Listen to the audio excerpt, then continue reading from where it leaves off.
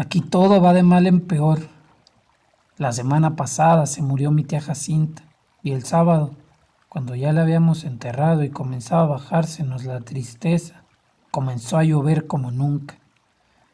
A mi papá eso le dio coraje, porque toda la cosecha de cebada estaba soleándose en el solar y el aguacero llegó de repente, en grandes olas de agua, sin darnos tiempo ni siquiera a esconder aunque fuera un manojo.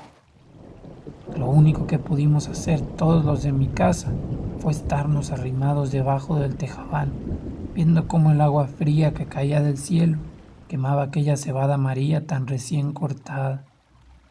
Y apenas ayer, cuando mi hermana Tacha acababa de cumplir 12 años, supimos que la vaca que mi papá le regaló para el día de su santo se la había llevado el río. El río comenzó a crecer hace 3 noches, a eso de la madrugada.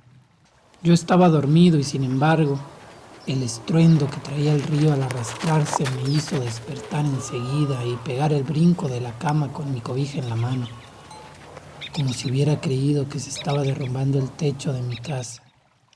Pero después me volví a dormir porque reconocí el sonido del río y porque ese sonido se fue haciendo igual hasta traerme otra vez el sueño.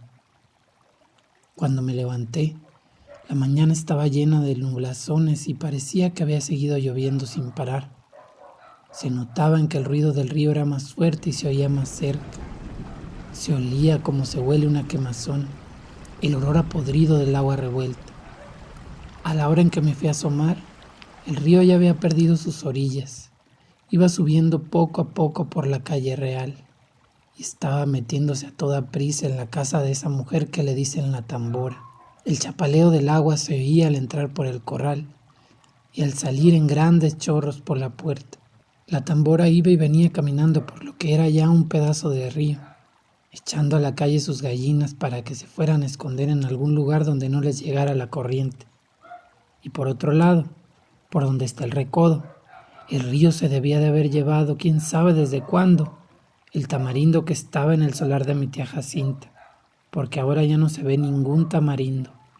Era el único que había en el pueblo, y por eso nomás la gente se da cuenta de que la creciente esta que vemos es la más grande de todas las que ha bajado el río en muchos años.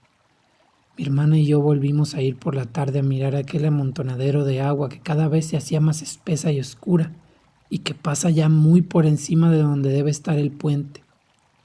Allí nos estuvimos horas y horas sin cansarnos, viendo la cosa aquella.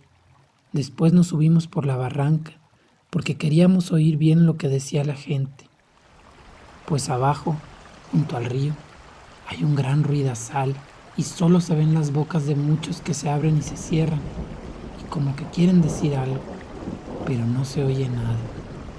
Por eso nos subimos por la barranca, donde también hay gente mirando el río y contando los perjuicios que ha hecho. Allí fue donde supimos que el río se había llevado a la serpentina, la vaca esa que era de mi hermana Tacha porque mi papá se la regaló para el día de su cumpleaños y que tenía una oreja blanca y otra colorada y muy bonitos ojos. No acabo de saber por qué se le ocurriría a la serpentina pasar el río este, cuando sabía que no era el mismo río que ella conocía a diario. La serpentina nunca fue tan atarantada. Lo más seguro es que ha de haber venido dormida para dejarse matar así nomás por nomás. A mí muchas veces me tocó despertarla cuando le abría la puerta del corral, porque si no, de su cuenta, allí se hubiera estado el día entero con los ojos cerrados, bien quieta y suspirando, como se oye suspirar a las vacas cuando duermen. Y aquí ha de haber sucedido eso de que se durmió. Tal vez se le ocurrió despertar al sentir que el agua pesada le golpeaba las costillas. Tal vez entonces se asustó y trató de regresar, pero al volverse se encontró entreverada y acalambrada entre aquella agua negra y dura como tierra corrediza. Tal vez bramó pidiendo que la ayudaran.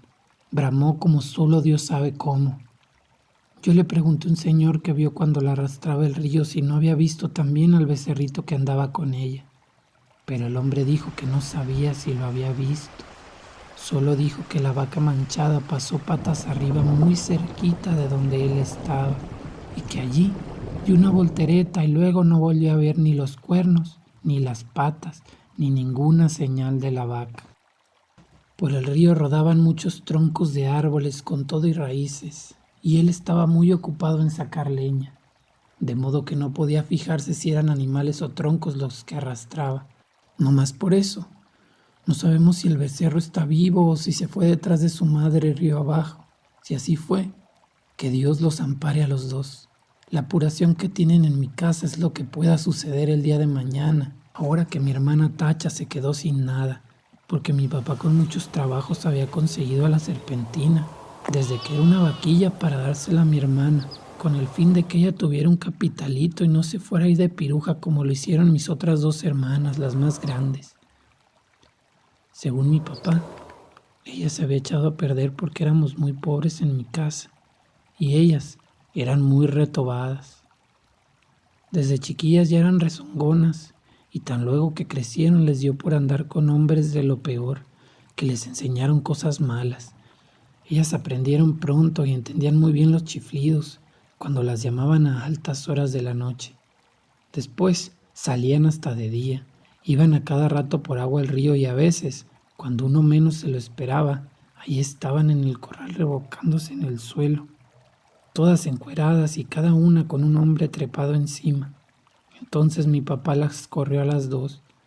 Primero las aguantó todo lo que pudo, pero más tarde ya no pudo aguantarlas más y les dio carrera para la calle. Ellas se fueron para Yutla, o no sé para dónde, pero andan de pirujas. Por eso le entra la mortificación a mi papá, ahora por la Tacha, que no quiere vaya a resultar como sus otras dos hermanas, al sentir que se quedó muy pobre viendo la falta de su vaca, viendo que ya no va a tener con qué entretenerse mientras le da por crecer y pueda casarse con un hombre bueno que la pueda querer para siempre. Y eso ahora va a estar difícil.